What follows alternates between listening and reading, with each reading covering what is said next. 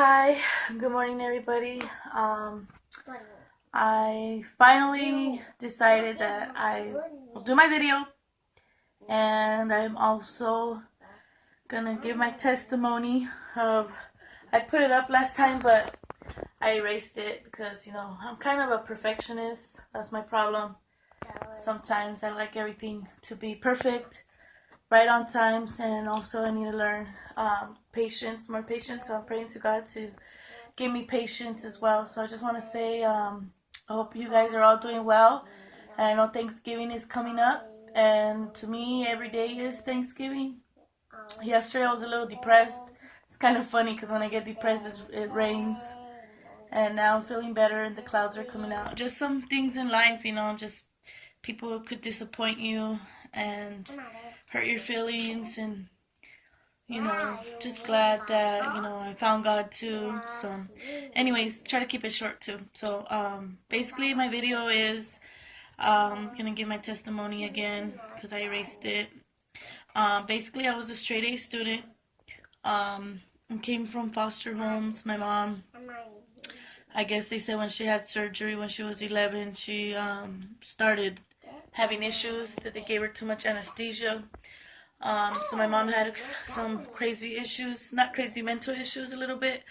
I got molested when I was little, and my family didn't believe me, I guess, because my mom would always make up stories sometimes. But she was a good person, but she had her little issues. But I thank God that she gave her life to Christ before she died. Another was so I grew up kind of like around gang activities, and like every corner that I would go was like, you gotta be hard, you gotta be bad. We used to have to fight or else you'll get jumped. So I used to have to fight. What else happened? As I grew up, I used to write poetry because I was so good in English, pretty good at English. I was reading at 12th grade level. When I was in 8th grade, I started writing poetry. Then when I saw 8 Mile, the movie 8 Mile, I started turning my rap into songs, So when I got molested when I was little, I told the social worker. She promised me she wouldn't tell anybody. I guess my dad told her. So then what happened was they told my family, and my Mexican family got really upset, and they just started saying, "What did you do?" And so I was like the outcast. Nobody came forward except me. Years later, my sister would, but it was still like, it was very when we were older, so it's kind of hard for me growing up.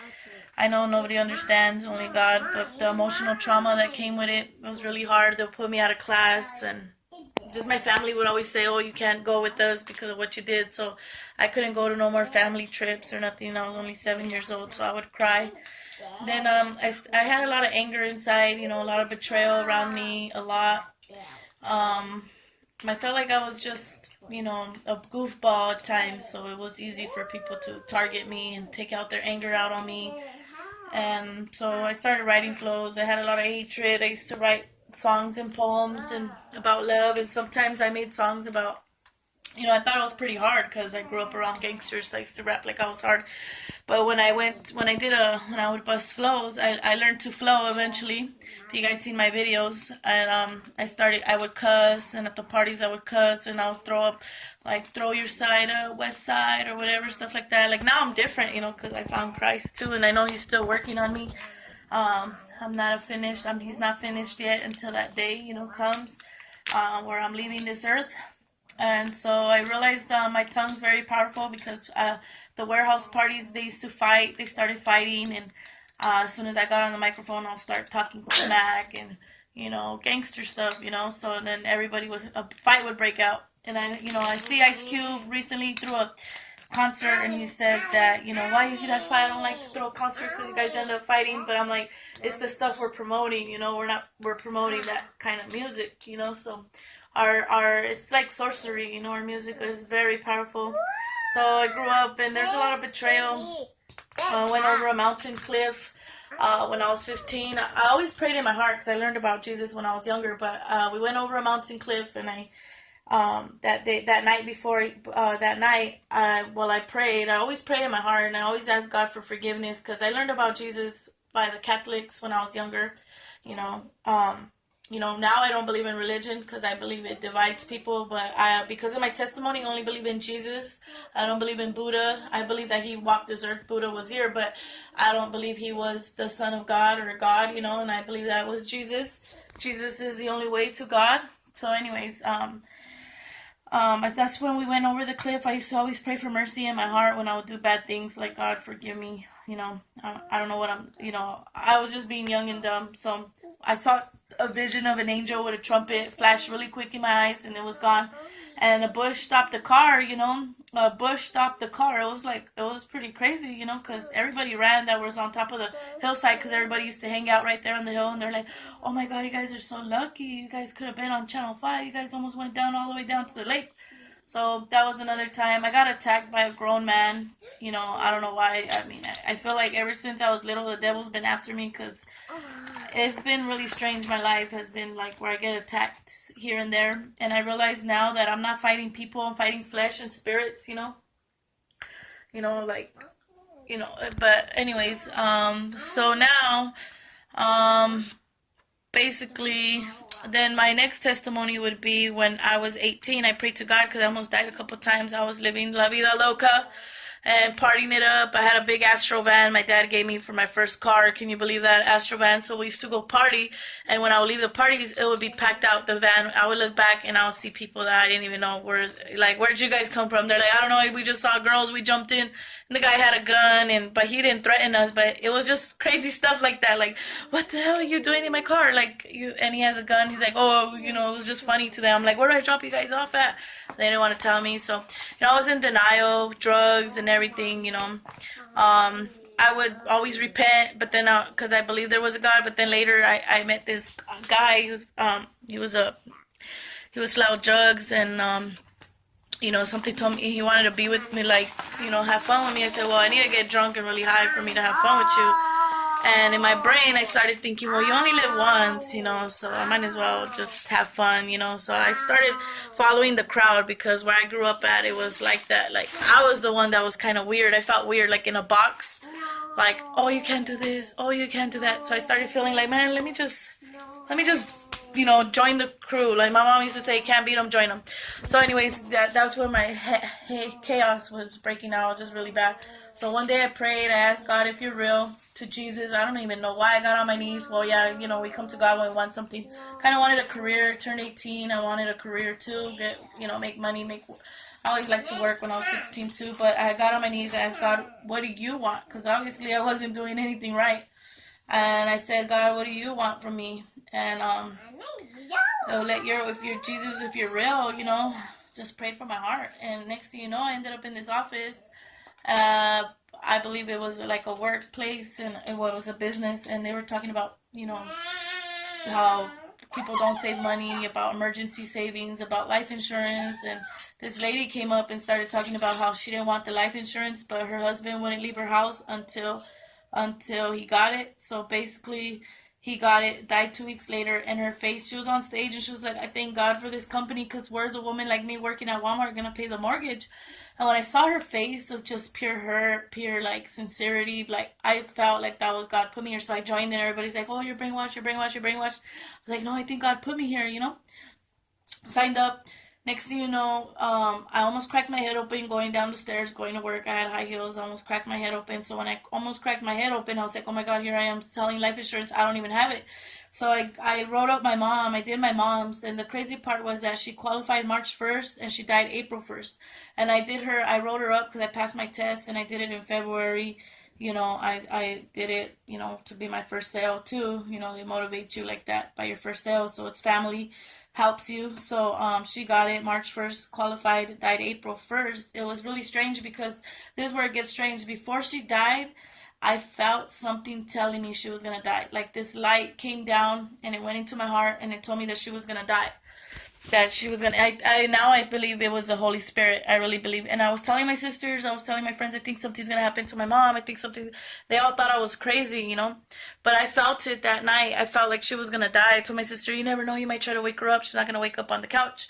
So sure enough, my sister shook her, and that next morning, and she did not wake up. So they called me, and they're like, "Oh my God!" And my sister, when I got there, I saw my mom. They're like, we got to say bye to her. They put her in a body bag and zipped it up, and we all got to say our byes. And I just stood outside like shocked, like I didn't know what to think. Like, what was that? What was that told me? Because I wasn't really sure. Like, I used to be into like everything, like New Age, law of attraction and all that stuff. Like, I wasn't, but I believed in Jesus here and there, like just here and there. When I was little, I was just open-minded to different things. So anyways, that would happen. They didn't pay the insurance. It took 2 years because they found out that she would take pills. But the thing is, she didn't have mental illness. She just had depression and some other stuff. And sometimes I feel like I get that too. But she has like depression, and she'll get really angry at times. But yeah, so they didn't pay, but she didn't die because of that. She died of a blood clog. So exactly how I said she was gonna die, that you might wake her up on the couch, she's not gonna wake up, is exactly what happened. But I told my sister that, and that's exactly how she died. My sister will try to wake her up. So anyways, we're shocked. Everybody was like dumbfounded because what I told my sister, I just saw her looking at me like it was really awkward. So anyways, 2 years later, I remember telling God, I don't care about the money. Like, I was just brushing my hair, getting out of the shower, brushing my hair, and I told God out of nowhere, I said, I don't care about the money, like whatever you want. I hated God for a while because my mom died and everything I've been through in my life. But anyways, yeah, that next week when I told God I don't care about the money, whatever is fine. That next week I got a mail in the letter, and they were saying that they were gonna pay my mom's claim in our favor.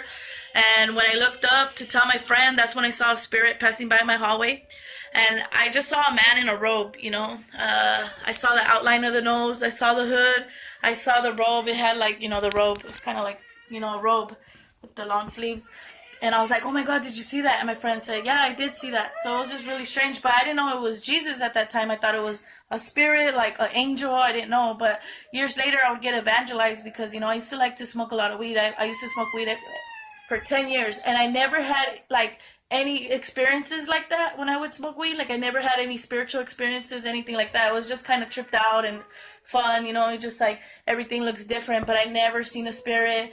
I've never had things like that happen to me, so anyways, so years later I was crying to God because I couldn't stop. I just had a bad addiction, and it just eased my pain of life, and slowed my brain down because I think a lot and stuff, and I think that's why sometimes I could get depressed because I think too much. And so basically years later, I was crying to God to help me with my addiction, and I was just crying my heart out because I was like, I can't keep living like this, especially with kids, and I was just getting out of hand, starting to get out of hand. So I cried with all my heart, and I got a phone call, and some girl I didn't even know, she had my business cards. I gave it to her 4 months prior. She started saying, the Lord said you're crying right now because of your addiction, and you can't let it go, and this, I have to pray for you. So she started rebuking the devil and stuff like that. So it was kind of weird how she was telling me exactly what I was crying about that moment. So the next day I had a little bit left. I didn't end up going to the shop after all, but I had a little bit left. Darla, I'm talking. Thanks. I had a little bit left, so I smoked it again. I was like, who's gonna know? And then she called me again. She's like, the Lord said you're not listening. I have to pray for you again.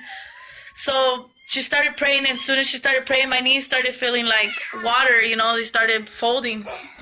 My knees felt like water. They just fell. And as soon as I lived upstairs at that time, and as soon as my knees touched that ground, she started saying, she's on her knees, she's on her knees, she's on her knees, glory to God. So yeah, but the thing is, like, you can't look at people, you can't look at Christians, like, we all fall down at times, life is hard, we fall sometimes. You can't look for people for perfection. That perfection only comes from God. So I learned, not even a prophet, not even this. Like, I don't look to nobody.